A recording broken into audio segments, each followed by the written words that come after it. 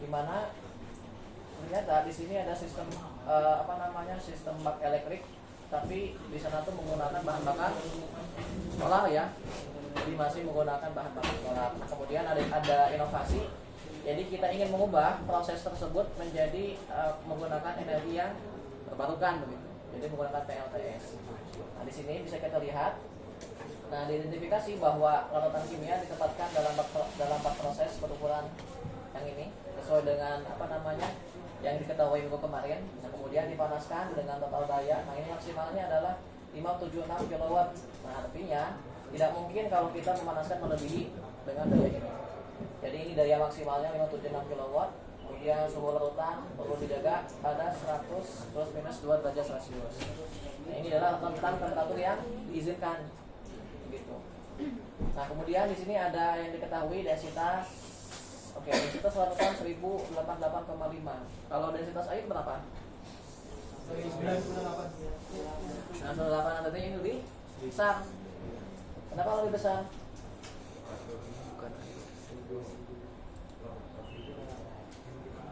Larutan kimia. Ya. Kenapa nggak melebihi dari kenapa nggak kurang dari 1000 gitu. Kenapa lebih dari itu?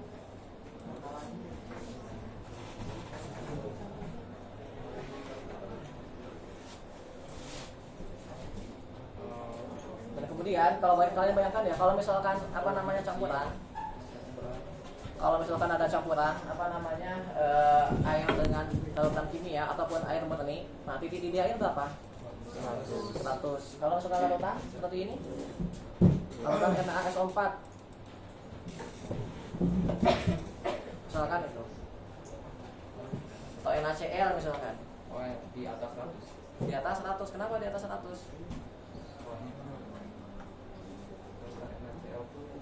Nah, yang kita kan ini 100 plus minus 2 derajat Celcius. Nah, artinya pada 102 dia tidak tidak mendidih. Kenapa tidak mendidih? Coba kalian bayangkan ada air campur dengan garam misalkan. Nah, kalau dididihkan itu suhu titik didihnya di angka berapa? Pasti di atas 100. Kenapa di atas 100? Kenapa? Sifat apa? Sebenarnya bukan di densitas itu. Karena panas yang terserap jadi terbagi dua. Kalau panas terserap ya mungkin bisa jadi lebih lama ke angka 100. Tapi kenapa kok titik didihnya di atas itu? Coba waktu SMA gimana, kan pernah belajar tentang sifat koligatif larutan. Apa itu sifat koligatif larutan? Nah, ini udah 4 tahun ya. Apa coba? Supaya kalian memang bisa membayangkan kalau kalian punya larutan garam di rumah kemudian air doang. Nah, kalau dididihkan tuh mana yang lebih tinggi suhunya? Ternyata garam. Kenapa air garam? Ion-ion. Kenapa dengan ion-ion? Ada ikatan? Ya, kenapa? Ya, ada ikatan ion-ion, ada ikatan elektrolit ya. Elektrolit. Artinya kalau ada ikatan ion dengan ikatan yang lebih lemah dari itu. Kalau ion itu ikatan yang paling kuat dia. Dan kalau ada panas dia tuh nggak tidak langsung terpecah jadi gas gitu. Karena dia ikatan ion. Elektrolit termasuk keringat kita ion itu. Di suhu atau titik didih kita tuh lebih tinggi ya. Kalau ya keringat ya lebih dari 100. Nah, begitu pun ini. Larutan Na plus misalkan SO4 itu asam ya. Natrium SO4. Nah, garam ya. Garam atau asam? Netral. Kenapa netral? Garam ya. Garam itu netral. Artinya kalau NaOH itu basa, kalau H2SO4 asam. Asam dan basa jadi netral. Namanya apa? Oke, nama konvensionalnya garam, tapi ada lagi namanya yang lain. Nah, silakan ya bisa kalian cari tahu, itu namanya ada. Jadi di antara asam dan basa. Nah, begitupun di sini ketika ada NaOH4 sifatnya itu garam. Nah, sehingga titik didih di sini pasti lebih ya, titik didih dari air itu, larutan itu pasti lebih tinggi dari 102. Bisa jadi 110, 120 tergantung konsentrasi larutan di sana di sini.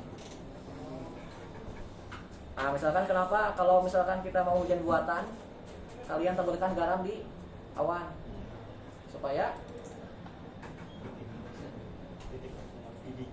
menurunkan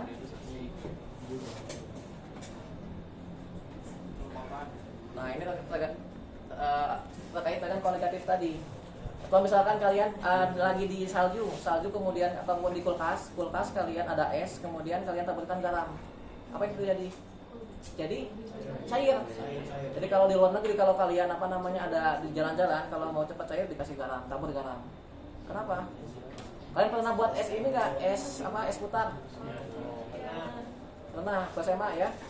Artinya ketika suhu misalkan tanpa garam itu suhunya 0 derajat, dengan garam dia suhunya makin rendah, ketarik dia 10 derajat, tapi makin jadi cair. Dari beku jadi cair. Begitu. Jadi titik bekunya itu menjadi lebih rendah, minus 10 derajat. Sedangkan kalau di salju biasa itu 0 derajat, tambahkan dengan garam dia makin dingin tapi mencair.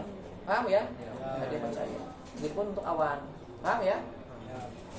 Nah, itu konsep larutan. Oke, kita balik lagi ke sini. Nah, jadi di sini nanti kalian diharapkan ketika ada di laporan ini untuk minggu depan, jadi diharapkan kalian bisa mengerjakan ini. Di laporan itu ada 1 sampai dengan 5. Dan tidak terlalu sulit kalau kalian sudah diselesaikan ya. Artinya ya kita tinggal mengubah misalkan dari on off relay menjadi PID, kemudian tambahkan dengan delay dan lain sebagainya. Itu tidak sulit ya kalau misalkan kalian paham. Tapi kalau kalian gak kebayang ya terkesan rumit ya banyak gitu. Padahal tidak seperti itu. Oke, yang pertama kita menentukan fungsi transfer dari fungsi transfer dari proses pemanasan pada tangki dengan daya pemanas berasal dari listrik ya. Nah, ini telah kalian lakukan ya minggu kemarin. Sudah belum? Sudah. Nah, berarti silakan kalian ya kurang lebih nanti di sini ada. Nah, ini sebatas contoh, jadi ringkasan yang ada di laporan kalian tuh minimal seperti ini. Yang pertama di bagian submodel ada persamaan energi, kemudian ada fungsi transfernya. Nah, yang kedua, kita masuk ke yang kedua sekarang. Nah, yang kedua kita merancang kendali on off pada Simulink dengan set point 100 derajat Celcius, deadband-nya itu plus minus 2 derajat Celcius. Deadband, apa deadband? Sesuai namanya apa? Dead itu, dead mati. Band itu apa? Bandwidth, apa itu band? Rentang ya. Jarak dia itu jarak kendali itu dia itu mati, kendali itu tidak berfungsi. Nah, berarti di antara 98 dengan 102 kendali itu tidak berfungsi. Paham ya? Dia off. Itu dead band. Ataupun histerisis. Kurang lebih sama dengan itu. Nah, kemudian yang kedua, yang B, 2B, hitung kebutuhan energi listrik harian selama 24 jam dalam kondisi tunak tanpa gangguan. Nah, ini jadi nanti kita akan simulasikan dengan stop time-nya. Stop time-nya itu 24 jam, artinya 24 dikali dengan 3.600. Kalau kalian disimuling nanti ada di bagian atas. Nah, stop time-nya 24 kali 3.600 tanpa gangguan. Nah, kita menghitung kebutuhan energi listrik ya, supaya nanti kita bisa bandingkan antara menggunakan on off, menggunakan PID, mana yang lebih hemat misalkan seperti itu. Ini sesuai dengan nama produk kalian ya, konservasi energi. Artinya kalian bisa menghemat energi dengan pemilihan kendali yang tepat begitu. Nah, setelah saya cek juga ya terkait mata kuliah teknik kendali yang mungkin 2 tahun yang lalu untuk kalian, ternyata kurang lebih mirip-mirip ya, ada sistem kali on off dan juga PID menggunakan Simulink. Itu beda sama Pak Agung ya. Saya kemarin lihat dengan Pak Mulki ada, memang kurang lebih mirip-mirip, cuman fungsi transfernya itu sudah langsung ada ya. Nah, kalau kita dari sesuatu yang nyata, yang aktual, kita ubah menjadi fungsi matematik, kemudian kita kendalikan, gitu ya. Nah, itu yang B, kebutuhan energi listrik harian. Kemudian yang C, analisis saat gangguan periodik setiap 1 jam ada di Slebens 19 menit akibat penculupan logam. Nah, dengan asumsi load dayanya itu karena susah dihitung, kita rata-ratakan saja menjadi 312 kW. Paham nggak ini? Yang C. Yang C coba dipahami. Paham nggak? Apa artinya? Setiap 1 jam ada gangguan selama 15 menit. Itu saja sih sebetulnya. Jadi setiap 1 jam ada gangguan selama 15 menit, yaitu pencelupan logam. Selama 15 menit dari pencelupan logam itu ada panas yang diserap oleh logam. sebesar 312 kW gitu. Maksudnya itu. Meskipun kenyataan tidak steady 312 ya, awalnya mungkin tinggi karena suhunya awalnya rendah 25. Semakin tinggi suhu logam ya semakin kecil dayanya. Nah, tapi kita asumsikan supaya memudahkan kalian untuk memahaminya, kita asumsikan bahwa loss daya setiap detik itu selama 15 menit rata-rata 312 kW. Kemudian silakan nanti dilaporkan deviasi suhu maksimum, amplitudo, ya kemudian waktu pemulihan. Amplitudo dan periode sama nggak? Amplitudo garis miring periode sama tidak? Apa bedanya? Apa gelombang? Ya betul. Tinggi gelombang siapa namanya? Mana? Cung. Siapa namanya? Ya. Amplitudo apa? Tinggi gelombang. Tinggi gelombang. Kalau periode? Gunung dan lembah. Apa gunung dan lembah? Tinggi gunung dan lembah atau apa? Jarak, Pak. Gabungan satu lembah satu gunung. Gabungan dalam bentuk apa? Satuannya apa? Sinusoida. Satuannya apakah panjang meter dari gunung ke gunung atau apa? Kalau itu frekuensi ya? Oh. Yes. Waktu apa satu waktu? Kalau SI sekon ya, jadi apa namanya ya, amplitudo itu tinggi gelombang. Kalau periode artinya satu gelombang itu dia berapa detik, berapa menit, berapa jam. Karena kita dalam sekon berarti satu gelombang itu berapa detik gitu ya di periode. Ya satu gelombang berapa detik ya, satu gelombang berapa detik. Kemudian waktu pemulihan. Nah ini waktu pemulihan. Jadi ketika misalkan ketika ada gangguan itu naik, nah kemudian bukan naik ya, kalau ada gangguan maka dia turun. Kemudian dia pulihnya berapa lama, itu waktu pemulihan. Nah kemudian lakukan hal yang sama untuk yang medali PID. Nah tapi nanti kita akan melakukan rancangan tidak komplit PID, kita hanya sebatas PI saja supaya lebih mudah. Karena yang paling banyak dipakai itu ya PI. Kenapa PI? Kenapa nggak P saja? Mau dibahas kan karakteristik ERP itu kenapa? Karena ada error. Tuh. Jadi kalau pakai kendali P itu bukan kemungkinan ya, hampir sebagian besar dengan set point yang berbeda pasti ada error meskipun kecil. Jadi tidak pas pada set point. Nah, sehingga minimal PI. Kalau D derivatif itu untuk apa? Mengurangi osilasi ya. Mengurangi osilasi. Nah, karena suhu ini responnya lambat, ingat ya, lambat ini respon dari temperatur. Jadi kemungkinan osilasi itu sangat kecil karena dia lambat. Berbeda dengan kendali yang cepat kayak kompresor, pompa dan lain sebagainya. Jadi kita menggunakan PI. Kemudian yang B kita menghitung kebutuhan energi, yang C kurang lebih sama dengan yang kendali on off. Jadi ada gangguan. Nah, jadi silakan kalian nanti menghitung rise time, settling time. Ini pernah saya jelaskan ya kemarin teori. Sudah ya, rise time, settling time, ataupun kalau belum ya silakan kalian baca-baca lagi, atau bisa juga dengan materi yang dari Pak Agung sampai dengan konsumsi energi. Jadi nanti kita akan buat persamaan untuk melihat kalau memang tidak ada rumus energi ya. Tapi di sini kalau tidak salah karena langsung daya listrik, jadi kita langsung nanti masukkan sebagai input dari scoop ya, dari grafik. Kemudian dari D, nah ini ya, nah ini yang menjadi poin penting juga yang bisa kita bayangkan ya. Dari poin C tentukan set point terbaik agar diperoleh penghematan energi tertinggi. Nah jadi yang diizinkan range temperaturnya adalah 98 sampai dengan 102. Paham tidak yang ini? Tentukan set point terbaik agar diperoleh penghematan energi tertinggi.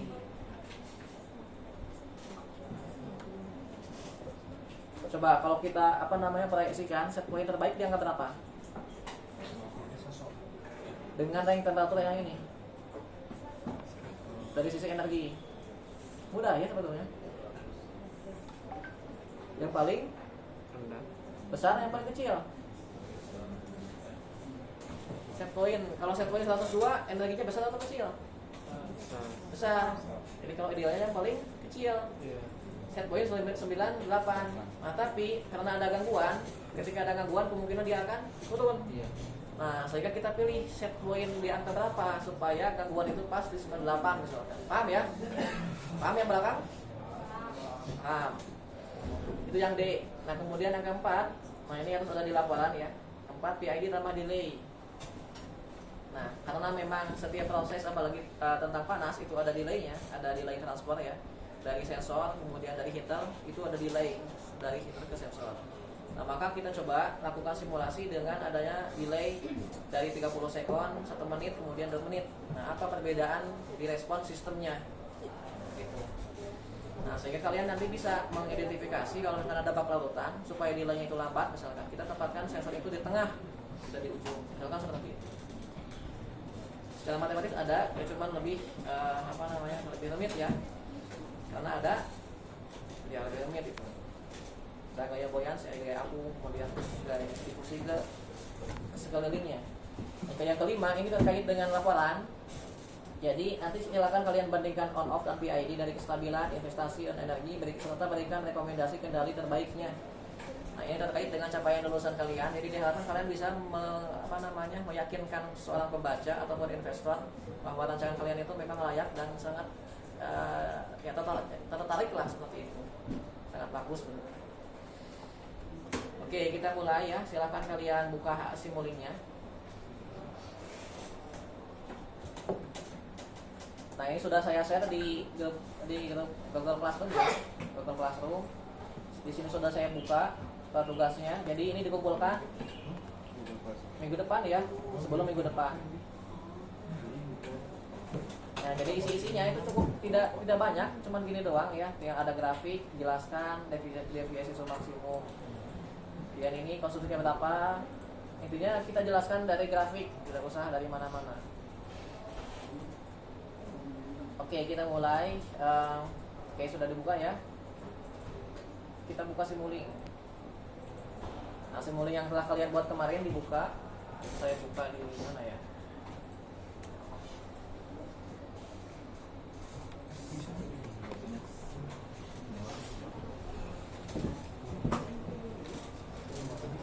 Tadi yang belum bisa buka Sudah berhasil?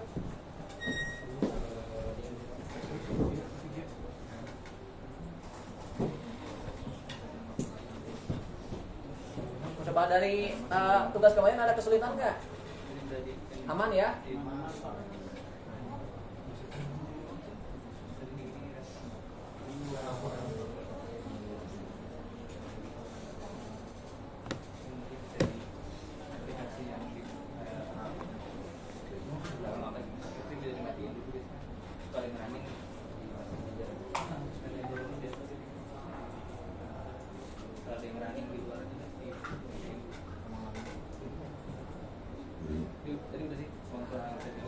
Sok lama ya.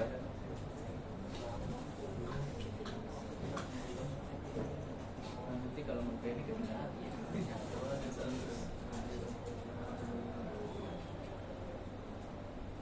Kalau di belakang panas nggak? Di depan dingin. Coba saya kecilkan. Udah paling kecil. Sudah ya. ditanya aja fan-nya ke belakang. Naik turun. Sudah ke sana. Oh iya, coba kalau kalian pegang meja dengan pegang besi di meja atau rangka besinya, lebih dingin yang mana? Lebih dingin yang besi. Kenapa lebih dingin yang besi? Suhunya sama tidak? Suhunya? Sama. Ya, tapi kenapa agak dingin kalau kita pegang besi? Apa? Ya kenapa beda material? konektivitasnya, nilai konektivitas panasnya.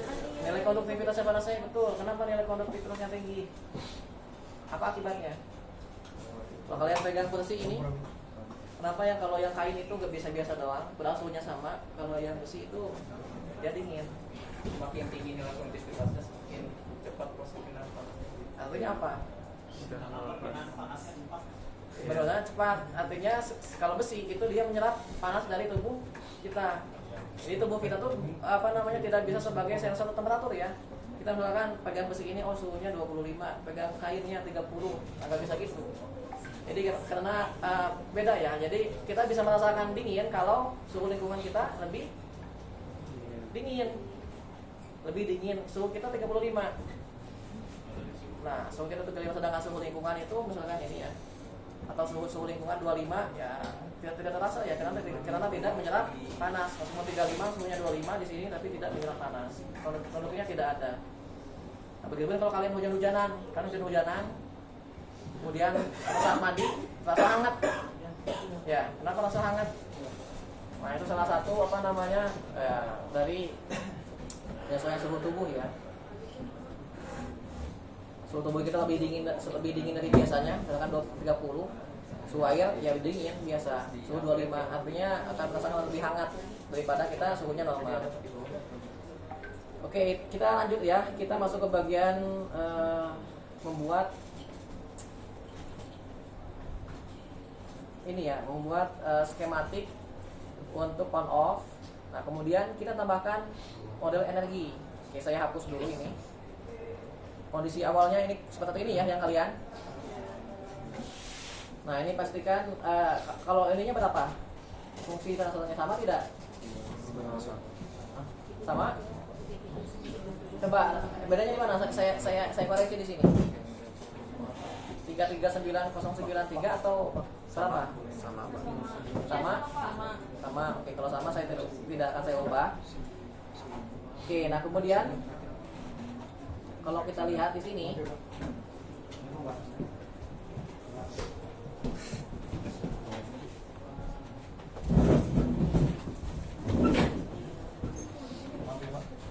oke, kita akan ingin mengetahui energi listrik yang dipakai. Nah, maka kita akan menggunakan fungsi yang lain ya.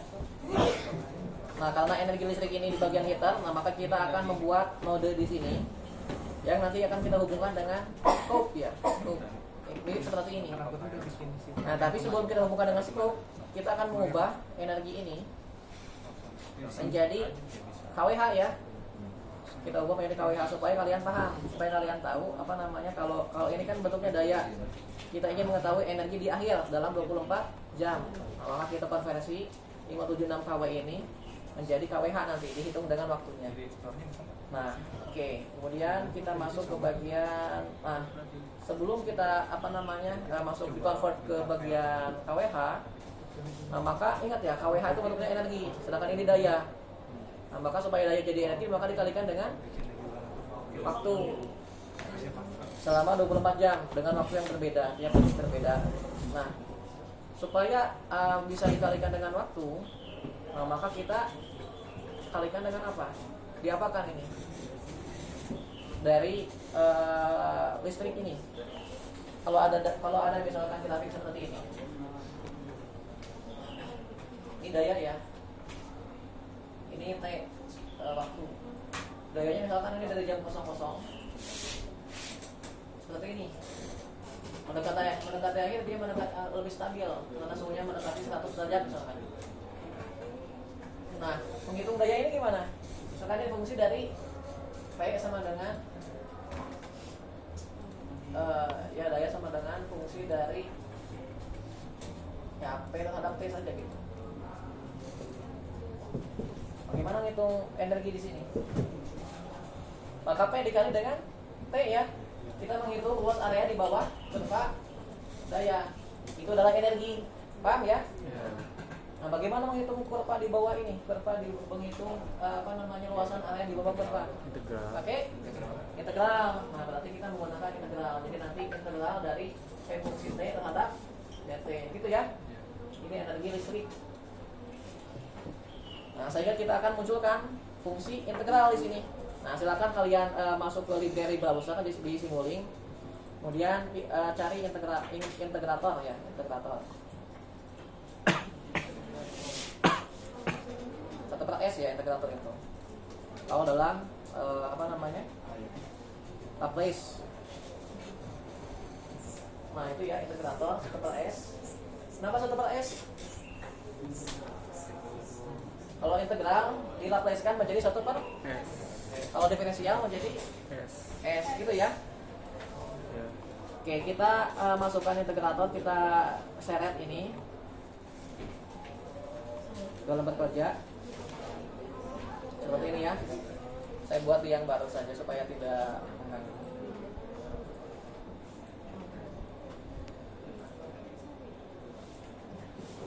Oke, integrator. Nah, maka kita akan memasukkan input dari integrator dari mana ini? Kita lah ya. Ingat, ini output header ini adalah kilowatt. Watt ya, bukan kilowatt, ini watt. 576.000 watt. Nah, kemudian sehingga ini menghasilkan apa satuannya setelahnya? Joule ya? Ya.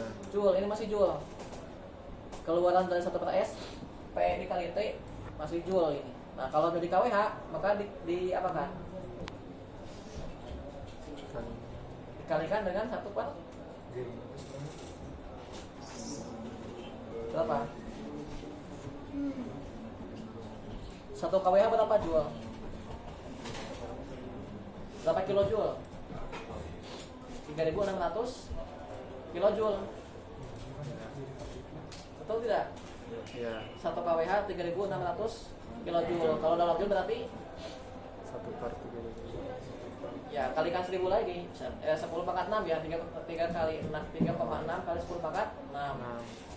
Maka kita akan ubah menjadi kWh, artinya dibalik 1 per. Nah, sekarang supaya kita supaya bisa dikalikan, maka silakan kalian menggunakan fungsi gain. Silakan cari di sini gain. Cari gain. Artinya pengali. Nah, ini ya gain, kita seret lagi setelah integrator. Nah, kita isikan pengalinya supaya kita ubah dari joule menjadi kWh.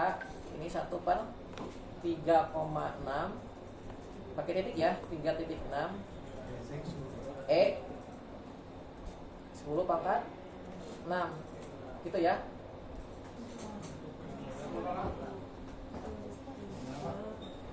Nih 1/3 1 per 3,6 E 6 atau 10 pangkat 6 sama saja. 10-nya kita ubah jadi E ya. Apa itu E? Hah?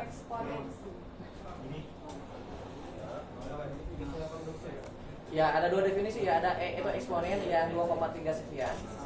Ada E yang memang pangkat. Enggak, ya E logaritmik, ada E eksponen. Oke. Sudah ini? Sudah. Nah, sehingga kita coba kita perbesar supaya kelihatan angkanya. Nah, sehingga di sini saya kasih teks ya. Saya kasih teks supaya kalian paham satuan-satuan setelah 1/S apa. Ini satuannya tadi apa? Joule ya. Nah, kemudian sebelah kanannya di sini satuannya apa? kWh ya.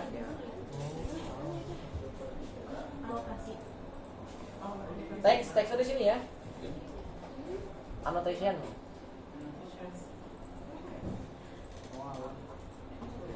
Oke, setelah diperoleh kWh, kita akan plotkan menggunakan fitur scope. Kita kopas saja scope-nya. Kita ubah portnya ya, kita ubah menjadi satu port.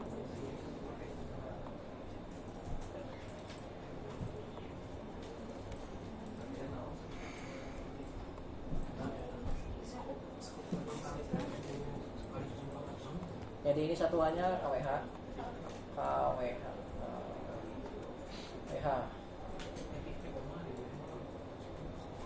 Ini konversi ya. Joule untuk kWh.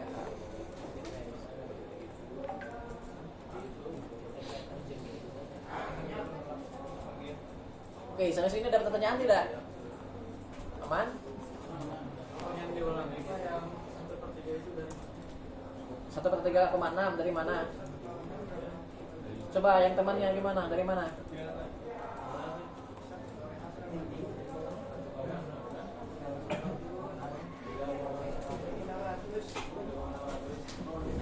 Satu kWh sama dengan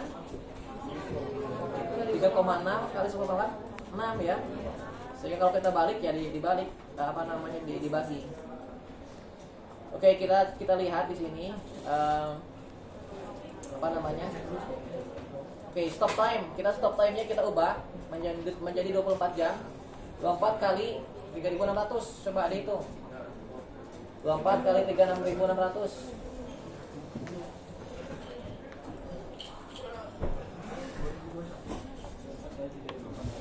86.400. Oke, silakan tulis 86.400. Artinya kita akan analisis selama segini dalam satu hari. Coba dari mana 86.400?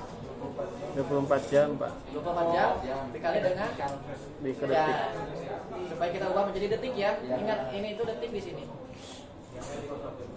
Oke, kemudian kita coba running. Kita running di KWH ini.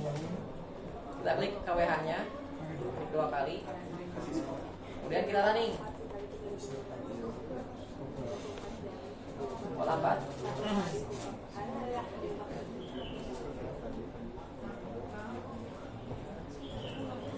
Oke,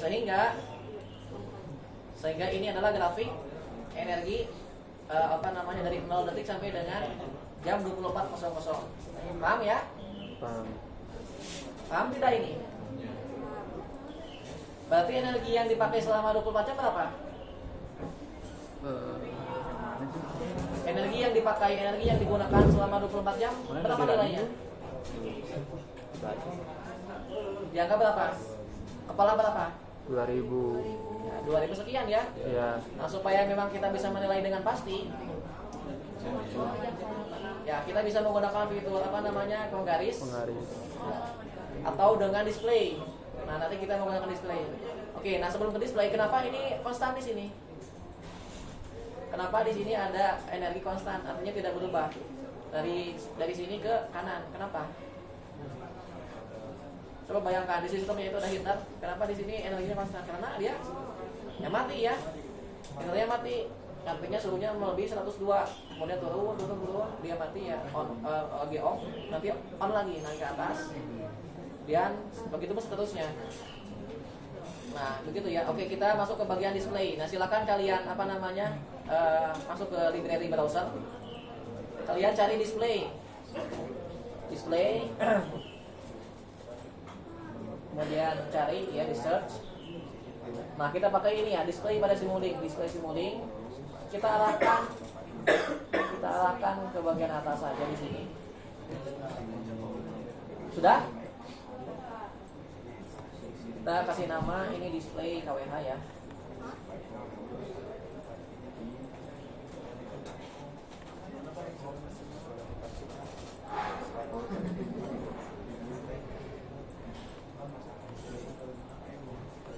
Oke, sampai display gimana?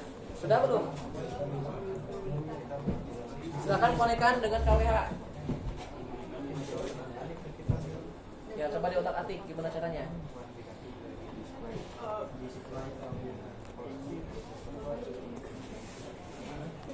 Kenapa? Itu yang pakai transparansi langsung. Ya, coba Intergator. Nah, ini sudah ya.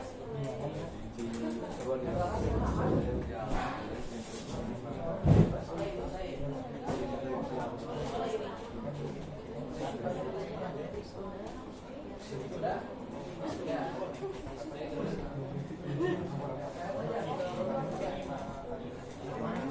Oke.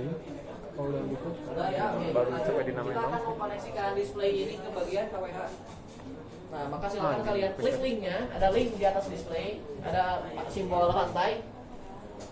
Nah, simbol rantainya silakan kalian klik di sini di atas. Nah, ini ya, connect. Silakan klik connect. Nah, kalau sudah seperti ini, silakan kalian pilih panah KWH-nya. Ini ya, panah KWH.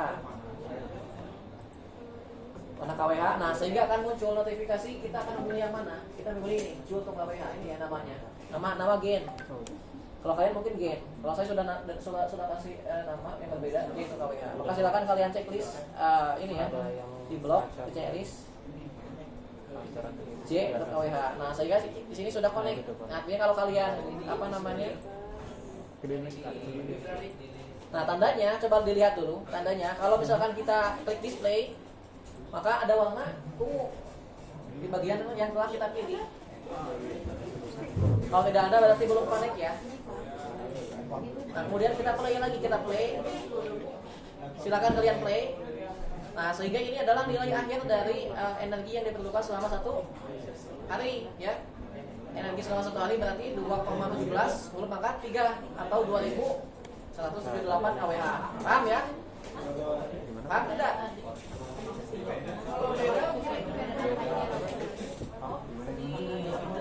Gimana?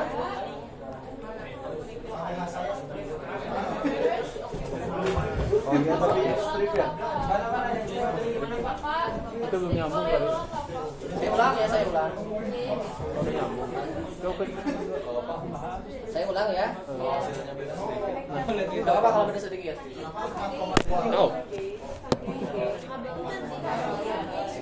Nah, apa ini buat apa ini kamera? Iya Pak. Request Pak dari belakang. Nggak apa Pak. Ada videonya, nanti ada video nanti. Bisa di stop aja, stop aja. Ini nanti ada videonya ya. Oh iya Pak. Ada video tentang ini. Nah, silakan kalian konekan, silakan ini tekan ini.